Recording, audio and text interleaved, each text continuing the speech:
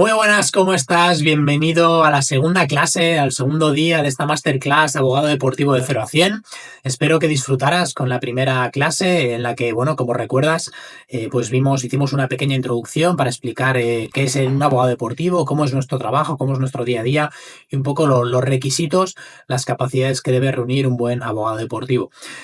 Posteriormente, pues conocimos un poquito cuál es la estructura, cómo se organiza el fútbol a nivel mundial. Entramos a conocer cuáles son las principales regulaciones y normativas que un buen abogado deportivo debe conocer, y ya por último entramos un poquito más en detalle a analizar los aspectos clave que debemos tener presentes a la hora de asesorar en la firma de un contrato de trabajo. Durante esta segunda clase vamos a indagar en nuevos aspectos como los contratos de transferencia, la siempre polémica figura de los agentes deportivos, los medios o los mecanismos de resolución de disputa que tenemos a nuestro alcance, y ya por último terminaré con una serie de consejos y recomendaciones prácticas para todos los que queráis dedicaros a este apasionante mundo del derecho deportivo. Así que sin más dilación, empezamos ya con el quinto punto, que son las transferencias de futbolistas. Las transferencias de futbolistas, como todos sabéis, pues son las operaciones más relevantes en el mundo del fútbol. Sin duda alguna son las más mediáticas, las que más titulares de prensa generan y las que más dinero mueven. Entonces, como abogados especializados en derecho deportivo, tenemos que tener un gran conocimiento de estas operaciones. ¿Por qué? Porque son operaciones que, como te digo, pues mueven muchos millones de euros y son una fuente de ingreso muy relevante para muchos clubes. La mayoría de los clubes, su principal fuente de ingresos son los derechos procedentes de la explotación de la televisión, pero muchos clubes, sobre todo en Sudamérica, en Latinoamérica y en otras áreas del mundo, la venta de futbolistas, la venta de los derechos federativos de sus jugadores, suponen una importante inyección económica, con lo cual debemos tener mucho cuidado a la hora de asesorar a los clientes en ese tipo de operaciones. Cuando hablamos de transferencias, debemos tener presente que hay tres tipos de transferencia: la más habitual, la más común y la que todo el mundo tiene en la cabeza cuando hablamos de transferencias de futbolistas, sin duda alguna es la compraventa de un jugador, ¿no? Entre comillas, la compraventa de sus derechos federativos y económicos, es decir, cuando dos clubes se ponen de acuerdo para el traspaso de un jugador. En esa ocasión, en esa situación, lo que hacemos es que se venden los derechos federativos del jugador de forma definitiva, pero también cabe la posibilidad de que los derechos federativos se cedan de forma temporal, en cuyo caso pues estamos ante un préstamo o cesión, que es una operación bastante habitual en el mundo del fútbol, en la que, pues además también en ocasiones, pues cabe la posibilidad de que el club cesionario tenga un derecho, una opción a convertir esa cesión temporal en una transferencia definitiva. Pero luego también hay otro tipo de transferencia, que es la más habitual en el mundo del fútbol, aunque no es tan mediática, no presenta pues tantos titulares ni llama tanto la atención, que por lo general cada año supone en torno al 65-70% de las transferencias a nivel mundial, según los informes de la propia FIFA, que son las transferencias libres. ¿Qué es una transferencia libre? La transferencia libre es aquella en la que un jugador se va y firma por otro club una vez ha expirado su contrato original, ¿no? El contrato en vigor que tiene con un club, o bien porque ambas partes se ponen de acuerdo para terminar de forma anticipada ese contrato de trabajo, o bien porque el mismo llega a su vencimiento. Entonces el jugador es lo que se conoce como un agente libre y es libre de firmar por el club que desee. Entonces en esos casos debemos, aún así, aunque no hay dos partes, sino que simplemente hay un jugador que es libre de moverse donde él quiera, sí que debemos tener ciertas precauciones a la hora de fichar a esos jugadores en condición de agente libre, sobre todo por lo que respecta al devengo de la indemnización por formación. Si nos centramos en la transferencia típica, la que, como digo, pues todos tenemos en cabeza, debemos tener varios aspectos clave, ¿no? Varios elementos que debemos tener siempre presentes a la hora de asesorar en esa compraventa de derechos federativos. El más importante de todos es el aspecto económico, ¿de acuerdo? Entonces, a la hora de regular las transferencias, debemos tener presente que lo más habitual es que se pacte un precio fijo, pero también caben otras alternativas. Cabe o bien que la transferencia sea gratuita más el devengo de ciertas variables, también cabe que sea un precio fijo más un variable, ¿de acuerdo? Suele ser la estrategia más habitual. Es poco común que en la transferencia de los derechos federativos y económicos de un jugador solo se pacte un precio fijo. Lo habitual suele ser una estructura en la que se pacta una parte fija y luego una parte variable. Y Y en esos variables tenemos infinidad de casuística, pues aquí tenemos variables, pues al igual que hablamos ayer de los variables de los contratos de trabajo de los futbolistas, suelen ser bastante similares en los casos de las transferencias, ¿no? Tenemos pues variables por partidos jugados por el jugador, por goles que marque, por porterías a cero, pero también tenemos variables por el rendimiento del equipo, ¿no? Pues te voy a pagar X fijo y además me pagarás un tanto más si el club consigue el ascenso a primera división, si el club se clasifica para Champions, si queda campeón de liga, de copa, de Champions, ¿no? Entonces, todas esas variables, al igual que ocurría con los contratos de trabajo, es fundamental que los redactemos de forma muy detallada para que no quepa duda de cuándo se devengan esos variables, cuáles son las condiciones que se deben reunir y cuándo deben pagarse, ¿de acuerdo? Entonces es importante, sobre todo, pues como os digo, pues redactar todo eso muy bien. Y luego hay un variable que es el más importante de todos, sin duda alguna, por su volumen, por su cuantía económica, que es el conocido como sell-on fee, ¿de acuerdo?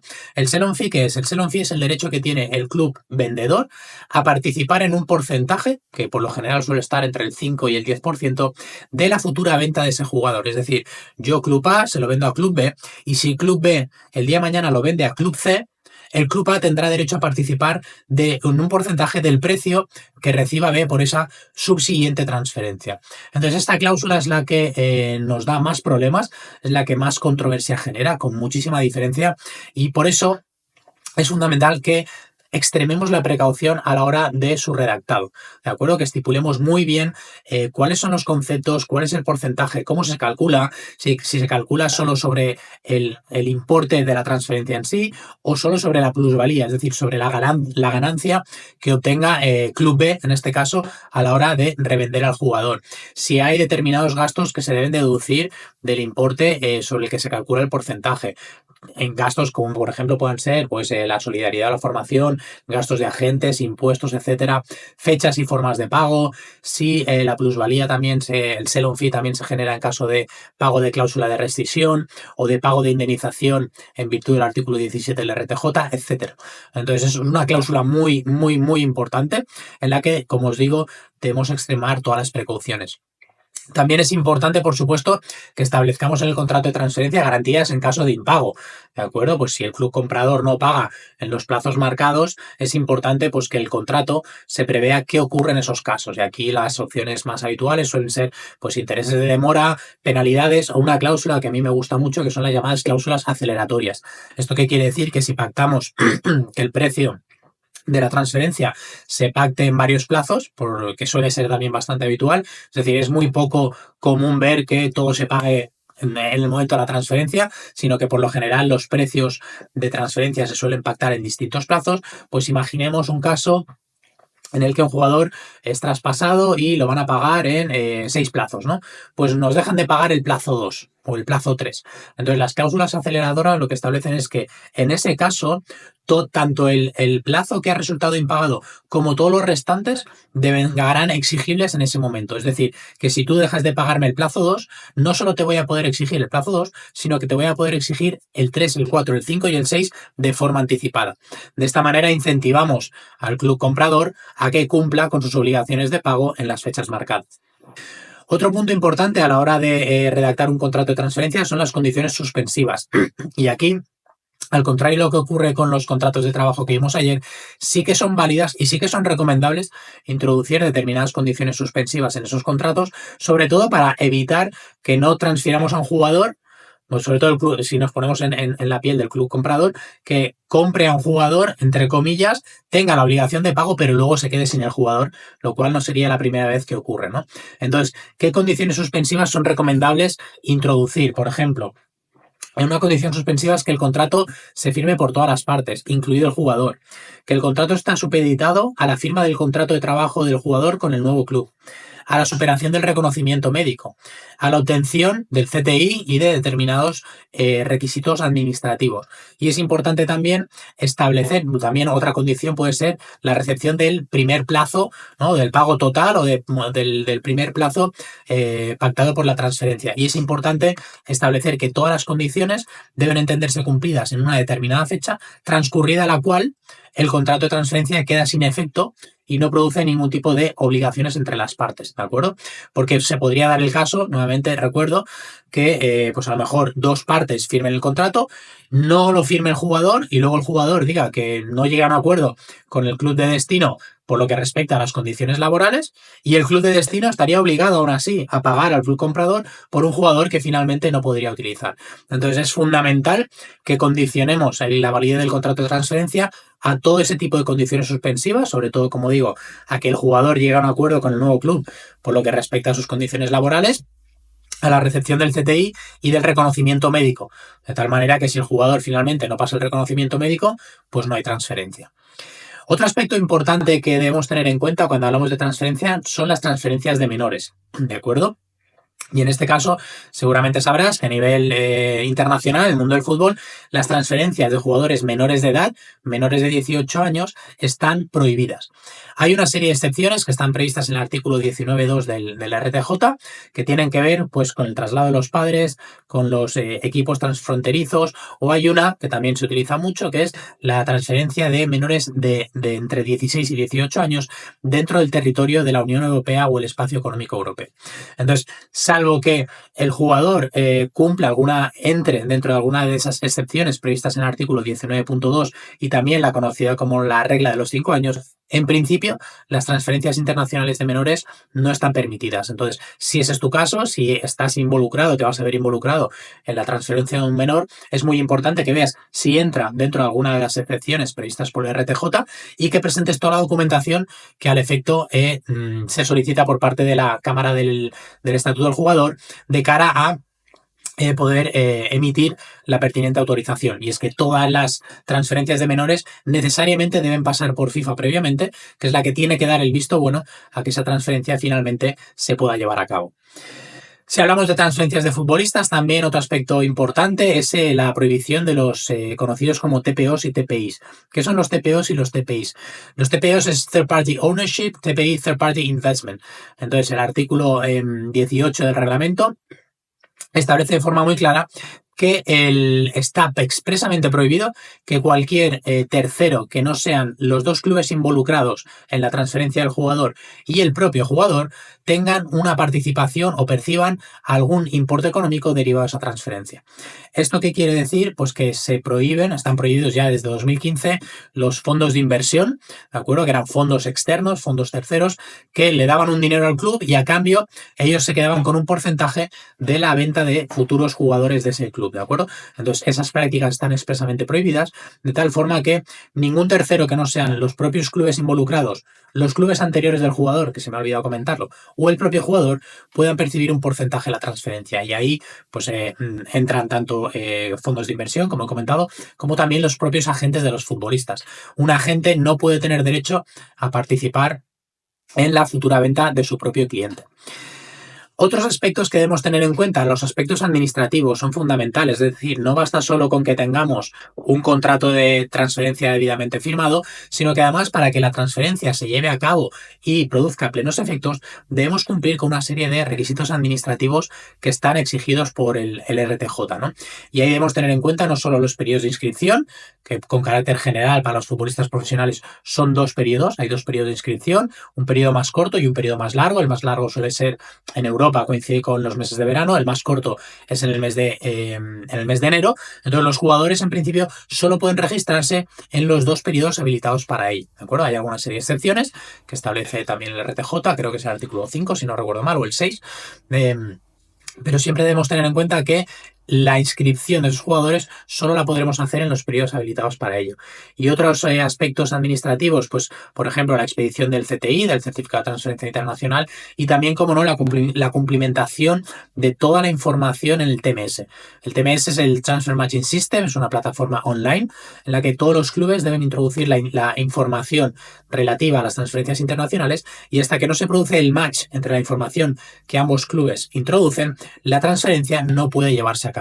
Con lo cual también se han dado ocasiones de clubes que han llegado a un acuerdo, que todas las partes están conformes, pero que a la hora de introducir los datos en el TMS, pues por alguna razón no se introducen bien, no se produce el match y una vez pasa el plazo, expira el plazo del periodo de fichajes, pues ya no hay solución. Con lo cual es muy importante no solo tener bien claro o asesorar bien a la hora de redactar los contratos, sino tener muy presente cuáles son esas obligaciones del TMS y sobre todo no dejarlo todo para último día, ¿de acuerdo? Porque es habitual que el último día de fichajes hay muchas prisas y pueden ocurrir muchas cosas que finalmente frustren la operación.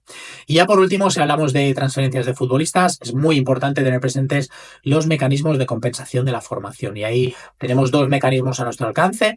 Uno es la indemnización por formación y el otro la contribución de solidaridad. Son dos mecanismos diferentes que retribuyen conceptos en momentos diferentes, pero que tienen un impacto muy importante a la hora de llevar a cabo estas operaciones. ¿Por qué? Por el caso de la indemnización por formación, pueden ser importes que pueden llegar a rondar los 500.000 euros y en el caso de la contribución de la solidaridad, pues mucho más, ¿no? Estamos hablando de que se retribuye a los clubes que han formado a los jugadores de los 12 a los 23 años y en el caso de las transferencias internacionales o también domésticas con un componente internacional, los clubes formadores tienen derecho a repartirse el 5%, hasta el 5% del importe de la transferencia.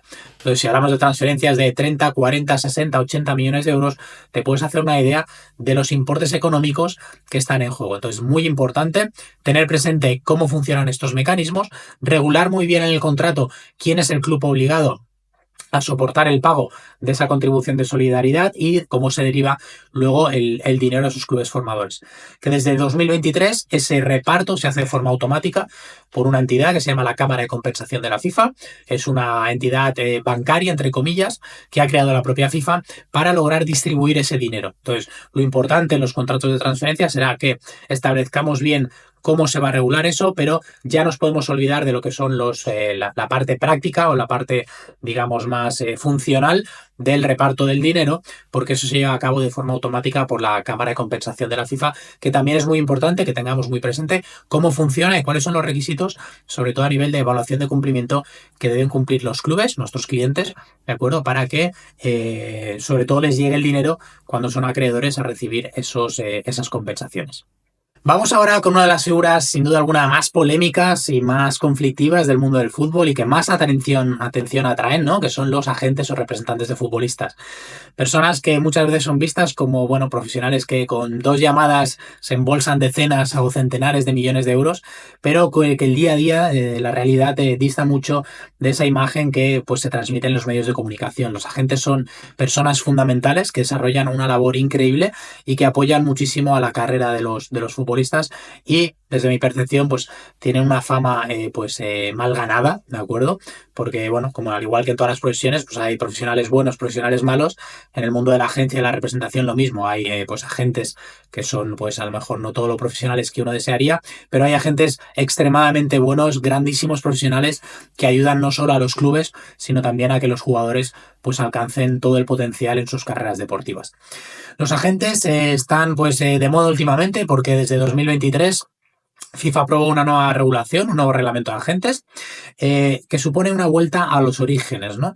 En 2015 hubo una desregulación de la actividad de los agentes y en 2023, una vez se vio que esa desregulación que se hizo con 2015 no produjo los efectos deseados, pues FIFA promulgó un nuevo reglamento de agentes en el que como te digo, pues se vuelve un poco a los orígenes, ¿no? Se vuelve a esa necesidad de que la gente tenga una licencia para poder ejercer, para poder desarrollar su profesión y en ese reglamento pues establece no solo el ámbito de aplicación, por supuesto, del reglamento, sino los requisitos para obtener esa licencia, que básicamente pasan por la aprobación de un examen tipo test de 20 preguntas que se hace a partir de 2025 pues una vez al año y una vez que apruebas ese examen se obtiene una licencia y esa licencia te habilita para poder ejercer como agente a nivel mundial en todos los países del mundo. Una vez apruebas también se exige el pago de una cuota, de una licencia, de una cuota anual que en este caso pues el primer año son $600 y a partir del segundo año ya son $300 y también la superación de determinados requisitos de formación continua todos los años. Todos los agentes deben obtener una serie de créditos mediante la realización de una serie de cursos que la FIFA pone a su disposición en la plataforma de agentes y una vez que uno va cumpliendo pues esos requisitos, la licencia permanece de forma indefinida. Ese reglamento de agentes establece pues algunos aspectos importantes que es tener en cuenta por lo que respecta a la regulación de su actividad. El primero y principal de ellos es el contrato de representación. En este sentido, pues establece una clara limitación a la duración de ese contrato, que vuelve a ser de 2 años. Ya no solo es una recomendación, sino que ya es obligatorio. Entonces, un contrato de representación como máximo podrá tener una duración de 2 años. Se permite y se amplía los potenciales clientes de un agente. Hasta la fecha, pues únicamente el reglamento preveía las relaciones de agente-jugador, pero ahora se especifica que un agente podrá tener como clientes no solo a futbolistas, sino también a entrenadores o a clubes, a federaciones o a ligas, con lo cual se amplía más el espectro de la aplicación material del reglamento, lo cual siempre pues, es una solución bienvenida. Otro aspecto importante a la hora de redactar el contrato de representación es que se prohíbe la cláusula de exclusividad, y esto es un punto muy importante, por cuanto se prohíbe que en el contrato los agentes puedan limitar de alguna manera la capacidad del futbolista de poder negociar por su cuenta. Evidentemente se sigue manteniendo la exclusividad estricta, en el sentido de que un jugador no podrá firmar otro contrato de representación siempre y cuando el contrato que tenga con su agente sea en exclusiva, pero aunque lo tenga firmado en exclusividad con un determinado agente, no se le podrá prohibir que el jugador negocie por su cuenta. Eso es una cláusula que ha levantado bastante polémica, que veremos finalmente pues cómo queda, ¿no? con las distintas impugnaciones que ha habido, pero que a día de hoy debemos tener muy presente que en principio no podemos prohibir a un jugador que negocie por su cuenta, ni tampoco imponerle ningún tipo de penalización económica si así lo hiciera.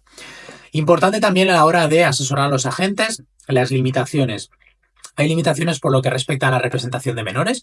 Se permite la representación de menores siempre y cuando se haga 6 meses antes de la edad que el jugador sea, o sea, de la edad mínima prevista en el país para que el jugador pueda tener un contrato de trabajo. Por ejemplo, en España la edad mínima para poder tener un contrato de trabajo son los 16 meses. Entonces se prohíbe cualquier contacto con un menor antes de, en caso de España, 15 años y 6 meses. Es decir, 6 meses antes de la edad mínima para poder tener un contrato de trabajo. Esto también es una medida polémica porque pues, en la actualidad o hasta el momento había muchos agentes que contactaban y que tenían contratos de representación firmados con menores de 10, 9, 8, 11 años, ¿no? Entonces, con esto FIFA quiere prohibir ese tipo de prácticas y limitar que los contactos, ya no solo la firma del contrato de representación, sino incluso un contacto con el menor o con su entorno, ya sean sus padres, sus familiares, amigos más cercanos, se produzca antes de esos 6 meses. Y solo se podrá cobrar honorarios si están relacionados con la firma de un primer contrato de trabajo profesional. En caso contrario, no se podrá cobrar honorarios al menor. También hay limitaciones por lo que respecta a los honorarios a percibir por parte de los agentes. Esta es una medida que ha sido impugnada, que de momento a la fecha de grabar esta masterclass pues está en stand-by, está en suspenso por parte de la FIFA, porque FIFA introdujo limitaciones en el sentido de establecer que un agente no podía cobrar lo que quisiera, sino que como máximo podía cobrar un 5% por los primeros $200.000 del contrato de trabajo del futbolista y un 3% a partir de esos $200.000, ¿de acuerdo? La práctica más habitual en el mercado era que la comisión de la gente suele situarse en torno al 10% del salario bruto del jugador, pero FIFA redujo sensiblemente pues, estos límites.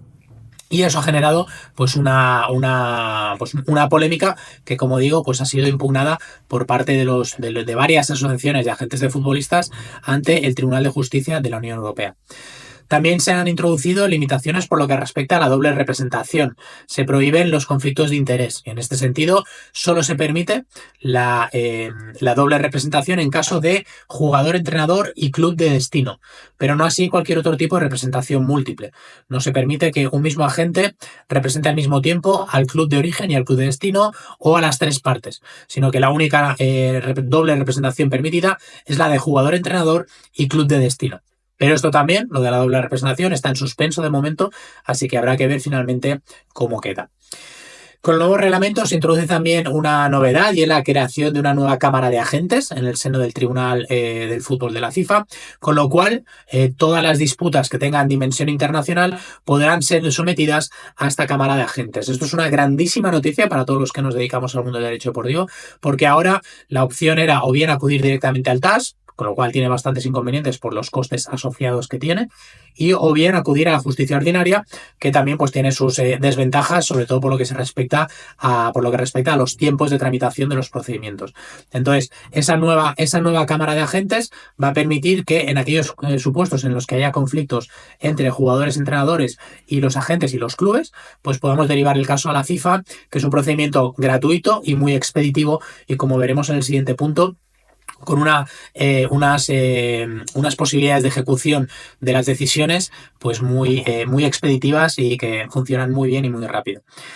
Ya por último, para terminar con los agentes, precauciones que debemos adoptar a la hora de asesorar a los agentes. Por supuesto, debemos asegurarnos de que el agente está en posesión de la licencia preceptiva, que el agente tiene un contrato firmado. No debemos desaconsejar una práctica que se llevaba bastante común, que era los contratos verbales, ¿de acuerdo? Entonces, siempre que el agente tenga un contrato firmado, que firme en todas las operaciones en las que intervenga, ¿de acuerdo? En todos los contratos de trabajo, en todas las negociaciones, que ponga su firma en los contratos. Y por último, muy importante también, la elección del foro, ¿de acuerdo? Es fundamental. Podemos tener el mejor contrato del mundo firmado, que si elegimos mal el foro, si elegimos mal el tribunal al que someter la disputa, ese contrato puede ser papel mojado. Entonces recomendamos encarecidamente no establecer siempre cláusulas de sometimiento tipo, sino analizar caso por caso, cuando vayamos a firmar con un club, con un jugador determinado, a qué foro nos conviene más someter esa disputa. Y vamos ahora con un punto esencial si quieres ser un buen abogado del fútbol, que es la resolución de conflictos. Y es que, como te decía al inicio de esta masterclass, el nivel de litigiosidad, según los propios informes de la FIFA, el nivel de litigiosidad no para de aumentar año tras año. Con lo cual es fundamental que tengas muy claro cuáles son los órganos competentes y cuáles son los procedimientos que debes seguir a la hora de asesorar a tus clientes en caso de que finalmente tengas que interponer una demanda. Y en el mundo del fútbol, los principales órganos a los que sometemos las disputas cuando hay una dimensión internacional son el Tribunal del Fútbol de la propia FIFA y también el TAS, al que acudimos bien de forma directa o bien en la mayoría de los casos en apelación a las decisiones del Tribunal del Fútbol de la FIFA. Y a eso debemos añadir los comités disciplinarios o las diferentes cámaras de resolución de disputas que se establecen a nivel nacional para las disputas domésticas. Por ejemplo, en España contamos con el Comité Jurisdiccional de la Real Federación Española de Fútbol o bien el Tribunal Arbitral del Fútbol de la Liga.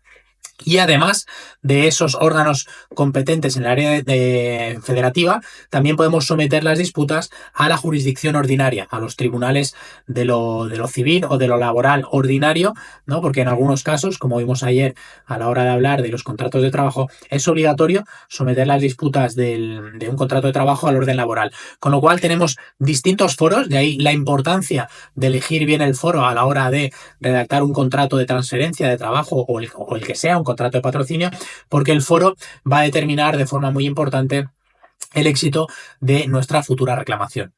Si hablamos del Tribunal del Fútbol de la FIFA, está compuesto por 3 cámaras: la Cámara de Resolución de Disputas, la Cámara del Estatuto del Jugador y la Cámara de Agentes. Cada una de las cámaras es competente para conocer de determinadas disputas, están determinadas en el artículo 23 del RTJ, con lo cual, en función de si es una reclamación entre dos clubes, una reclamación de un jugador o un entrenador con un club, será competente para conocer una de las 2 cámaras.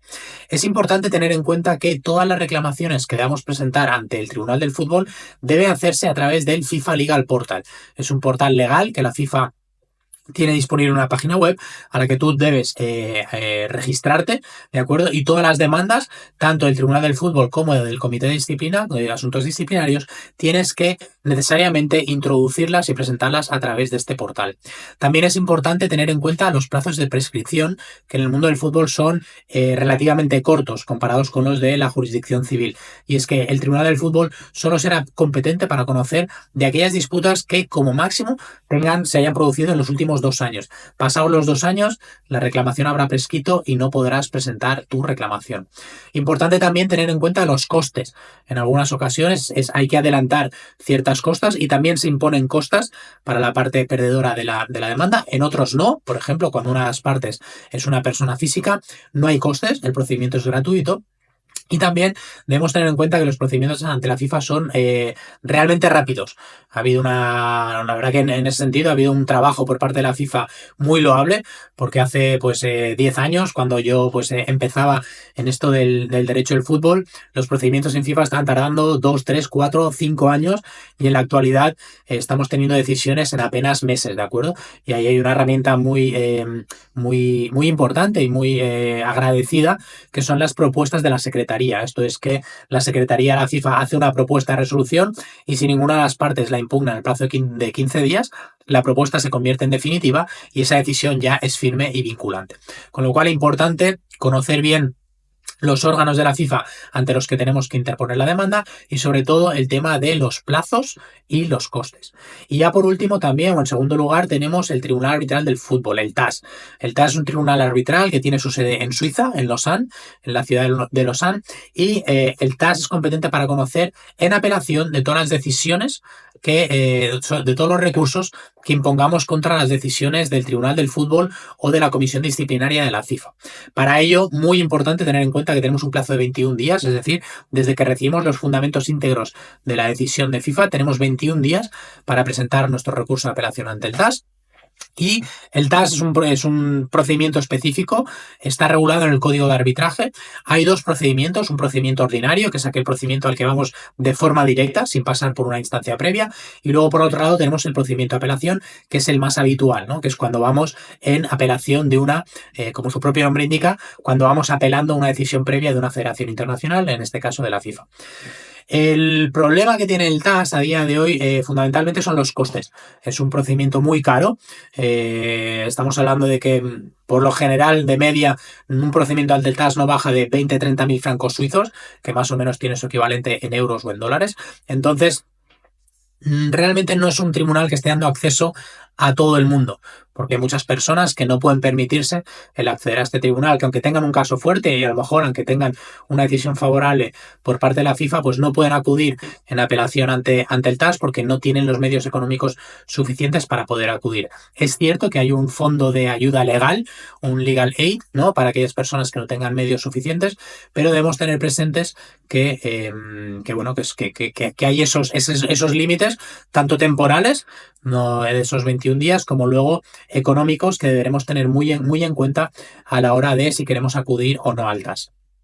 Uno de los aspectos importantes y que son particulares del mundo del fútbol es el sistema de ejecución de las decisiones. Te he comentado varias veces a lo largo de esta masterclass, y es que lo mejor que tiene acudir al sistema FIFA, al mundo FIFA, es que el sistema de ejecución es muy expeditivo y funciona muy bien. ¿Por qué?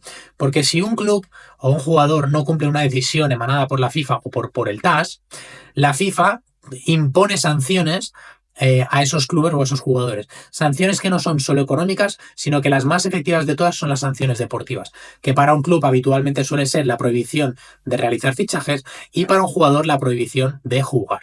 Con lo cual, una parte que recibe esa decisión desfavorable y que no cumple con ella, una vez que recibe esas sanciones tanto económicas como deportivas, normalmente se prestan de forma rápida a cumplir y a pagar. Con lo cual, pues si eres la parte vencedora, en este caso, la parte acreedora a percibir esos importes, ese sistema de ejecución pues es, como te digo, muy eficaz y muy rápido.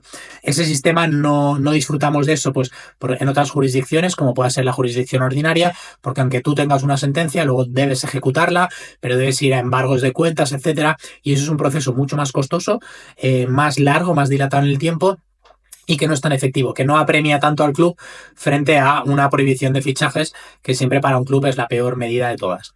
Y luego, además del ámbito internacional, por supuesto, estamos hablando, siempre que hablamos del tribunal de FIFA o del TAS, por lo general, del TAS no necesariamente, pero de FIFA sí es preciso tener un componente internacional.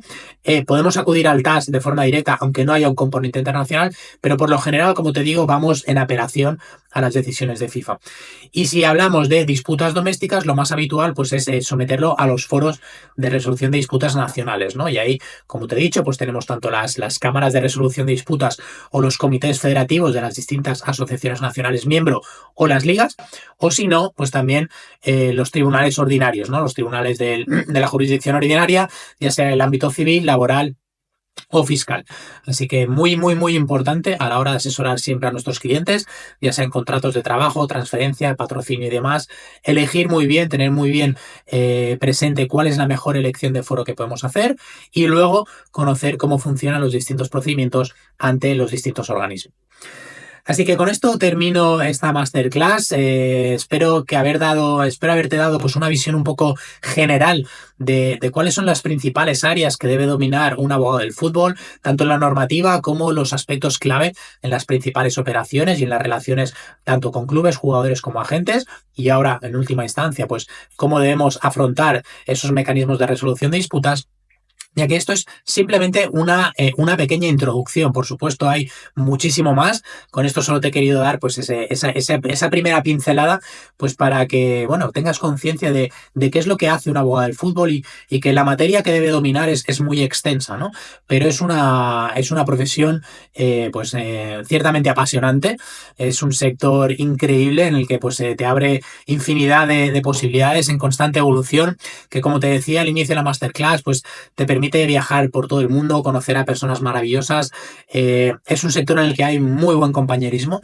La verdad que yo, tanto con clientes como con otros abogados, como con pues terceras partes, con contrarios, pues la verdad que hay muy buen ambiente, es un ambiente muy sano. Así que yo te invito encarecidamente a que si crees que esta es tu pasión, que este es tu camino, pues trabajes duro hacia él y será un placer pues encontrarte ojalá el día de mañana pues al otro lado en un juicio, ¿no? Y ya para terminar, pues quería darte una serie de consejos prácticos. El primero de todo es que, por supuesto que el derecho deportivo atrae mucho, ¿de acuerdo? Pero no debes perder de vista que no dejas, o sea, que la principal tarea tuya como abogado es que te centres en ser un buen abogado. Es decir, el abogado del derecho, o sea, el derecho deportivo llama mucho, pero no debes perder de vista que primero te tiene que gustar el derecho. Si no te gusta el derecho, difícilmente te va a gustar el derecho deportivo. Entonces, mi recomendación es que primero trabajes en ser un buen abogado, que conozcas y domines los fundamentos básicos de la abogacía y del derecho, ¿de acuerdo? Y que elijas un área de las, digamos, tradicionales, es decir, pues que te dediques a ser abogado civilista, laboralista, fiscalista, y que luego además te especialices para ser abogado deportivo, es decir, yo no me centraría solo en ser abogado deportivo al 100% porque te da riqueza a la hora de pues, tener que acudir a un arbitraje ante el TAS o si tienes que acudir a un procedimiento civil. Entonces, va a ser mucho más enriquecedor para ti, te va a aportar más si primero eres un buen abogado y te centras en un área específica y al mismo tiempo te especializas en el derecho deportivo. Y para eso será imprescindible que curses un máster, ¿de acuerdo? Como te dije al inicio, pues en las universidades tradicionales el derecho deportivo no es una materia, no se enseña como tal, en algunas pues es una materia optativa, pero evidentemente no se explica con la profundidad y el detalle que requiere la industria. Entonces es fundamental que curses un máster especializado porque eso es lo mínimo que te van a pedir en la industria, cualquier club, cualquier federación, ¿vale? A la hora de pues, conseguir un puesto de trabajo. Es importante que no pares de formarte. La formación aquí es continua. La evolución del derecho del fútbol es prácticamente no diaria, pero pues cada par de meses siempre hay nuevas novedades. Entonces es muy importante que estés permanentemente actualizado de todo lo que ocurre. Muy importante también los idiomas. También te lo he comentado, fundamental. Ya entiendo que dominas el español, ya que estás aquí en esta masterclass, pero el inglés sí o sí lo tienes que dominar. Y luego, por otro lado, sería positivo que también dominaras un idioma adicional. Pues fundamental. Recomendablemente yo te diría que el francés, o si no, el árabe o el chino, ¿no? Que son idiomas más complicados, pero el francés puede ser una buena opción. Cuantos más idiomas manejes, mejor. También te recomendaría que trabajes mucho en networking, que asistas a todos los eventos posibles, ¿de acuerdo? Y que generes buenas relaciones, que pues establezcas relaciones y contactos con compañeros de la industria que el día de mañana te los vas a encontrar allí y te van a poder echar un cable para todo lo que necesites. Como te decía, pide ayuda. Eso es un sector muy abierto, muy amigable y que van a estar siempre dispuestos a echarte una mano en todo lo que necesites, ¿no? Una recomendación que esta ya es a nivel personal es que escribas, que te des a conocer.